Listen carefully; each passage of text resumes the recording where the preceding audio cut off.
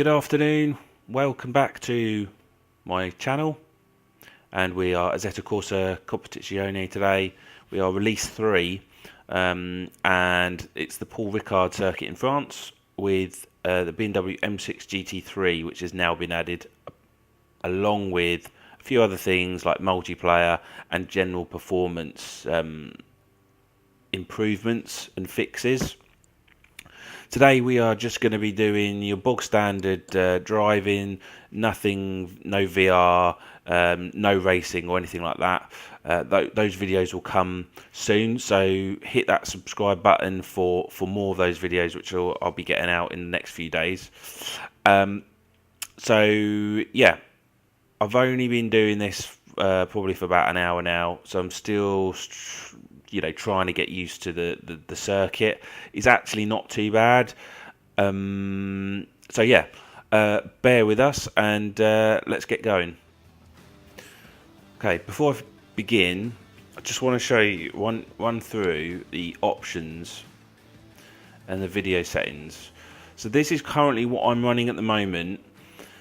I have been able to run a lot of it on Epic, but unfortunately, due to having to record the gameplay for you guys, I've had to reduce some of these things because my GPU and CPU, together with trying to record the gameplay and running the game, it puts a bit of a strain on the PC. So I've had to reduce it. But to be fair, at the moment, when I'm not recording gameplay, I can run it at Epic on pretty much everything. I don't bother with mirror quality. I really don't. I just leave that as mid. Pretty much everything's Epic. There is a small amount of frame drop every so often, which I've noticed. So have a look at that. And yeah, give me your feedback if you think anything should change, what you find good. So yeah, let's get to the driving. I've run a triple screen setup, but I can't do that. I had to stop that when again recording gameplay because otherwise it records all 3 screens, and on YouTube that just doesn't work. So I'm on a single screen now, so you don't see any of like the mirrors or anything like that. So first things first with Paul Ricard is viewing the corners coming up. There's absolutely, like, because it's quite open, you have to look really hard to find the apex, because all you've got is this small tiny little cone which depicts the turning, the corner, and that's the annoying thing about this circuit so far, is because it's so open and all the lines are exactly the same, you absolutely struggle with trying to find the racing line and the turning. That's what I've noticed, but that's not a game issue, that is the circuit in general. It's a bit of a pain, so you've got to get used to that. Next thing is the circuit as a whole. It's actually, to be fair, it's quite fun. I mean, F1 absolutely ruined it by putting in the chicane down the straight. That should realistically have been left as a run ride. That should have been left as a massive long straight, and F1 decided to whack a chicane in there. So the good thing with GT racing is that they left that chicane out, so that's good. And to be honest, it allows a lot of overtaking as well, so you get the odd corners here. This one's particularly difficult. See where you just notice the cone there. one a bit wide. So yeah, but yeah, I mean, Paul Ricard is a bit flat. You know, it's not Brands, it's not Zolder, it's not anything like that. There we go. Once I work on a setup, by the way, for this car, it'll work a lot better. But at the moment, corners which you should be able to kind of almost take flat, you can't. But anyway, the car, BMW M6. Now, obviously, a lot of people are probably going to look at this car and go, oh, you know, I want a proper car, I want a Lamborghini, I want an Aston Martin, something like that. I don't want a big, huge monster of a car like the BMW M6. It's everyone's preference. I love BMWs anyway, so it's a nice car to drive. It's a bit. It's obviously, again, because of the setup that I've got, it is a bit of a brute to turn in compared with the Bentley. The Bentley turned in quite nicely, and also it doesn't sound as nice as like the Lamborghini, so that as well. So this car is going to put people off. However, it's not as successful in the actual series itself as, you know, some of the other cars. So I think, I'll be honest, it's not going to end up on people's favourite lists. But, and also he misses the apex, big time misses the apex. The liveries on the car are not as good as well. They're lacking in, they're just lacking, and they're quite plain and boring. Again, what went on there? They're just, you know, your bog standard white and the odd sponsor. In this case, I'm running Ricky Collard's car, and it's just got Row motor oil. That's pretty much on it.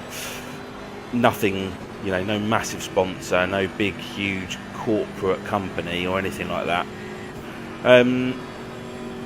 But there you go. So what have I learnt as well? So game-wise, I feel it runs smoother. I feel that my PC now can take more than it has before, but the only thing that I have noticed, certainly with Paul Ricard, I have to have a look on other tracks, but we're still getting a lot of these jagged lines. You'll see corners like this, that the blue is quite jagged, and I can't really get rid of that too much. It's not smooth. And that's a bit of a shame because, you just don't want that. You want smooth lines. Maybe that's something that they're going to improve, or maybe it's just something they can't do. But it would be nice if they got that removed. Let's try and get this corner. Yeah. I think I should be able to take that flat out. I don't know why I don't.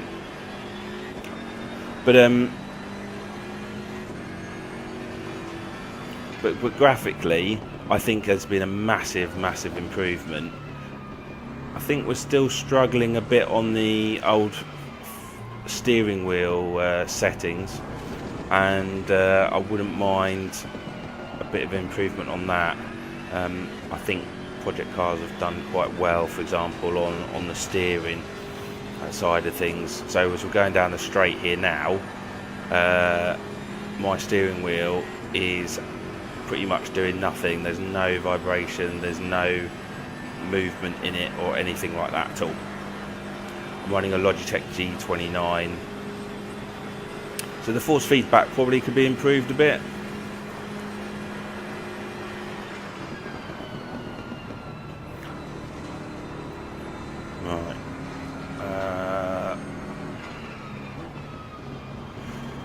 So, but the main thing for me, which we'll try and do some videos on, is how many cars I can run. That's been the biggest problem for me, is not being able to run a decent grid. My computer just can't handle that many cars on it, and I run my computer's not exactly slow. We're struggling, and the VR obviously is another massive issue, and that's a whole new video which I'll do.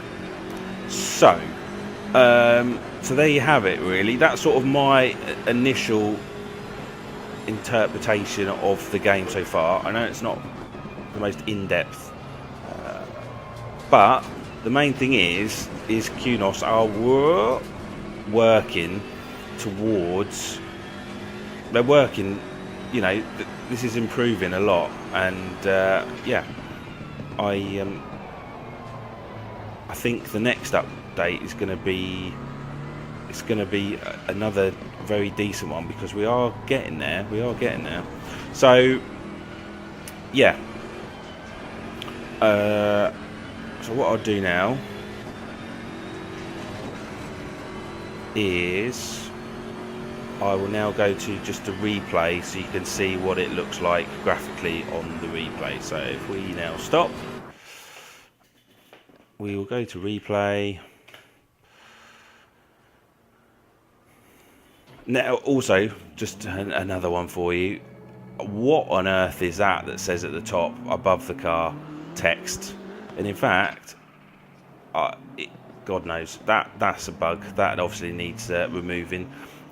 Sometimes it has the name above of the driver. I've put that in the options to have it removed. It doesn't, so now I've got a lovely car driving around with the name text over it. So what that's all about, I've no idea. But anyway, this gives you a bit of an idea of the replay functionality of the game. So anyway, I'll let you guys go. Don't forget to subscribe to the channel. Got some more videos coming up shortly. So yeah, keep an eye out for those. I've got an Instagram account. You can find that on the link down below the video, and the Twitter account, which I'm slowly working on as well. If you've got any comments or anything, please do let me know. And yeah, I'll catch up with you again soon. Until next time, see you later.